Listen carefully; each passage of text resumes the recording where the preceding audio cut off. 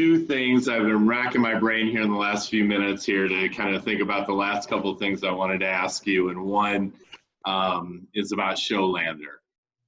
Can you tell me about the first time you saw him? I imagine might have been at trials, but could have been, but tell me about just your observance of Schollander.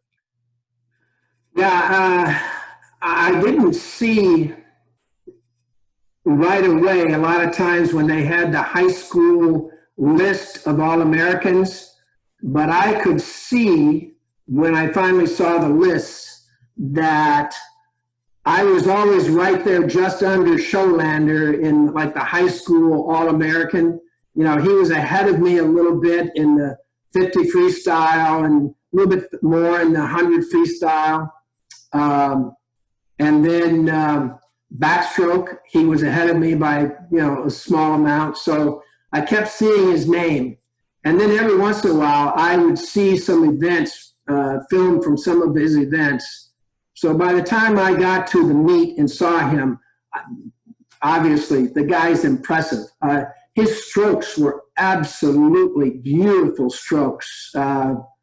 His strokes were the strokes that coaches used to say, this is how you swim the freestyle. He had just beautiful strokes, and obviously he had done the distance that I had not done, so he was able to keep it up.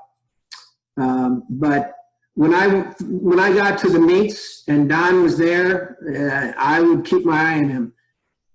I would tend, if I was swimming against him, I would tend to focus on my lane. Like as I told you earlier about Jim McMillan, if I had seen him, he would have won the event.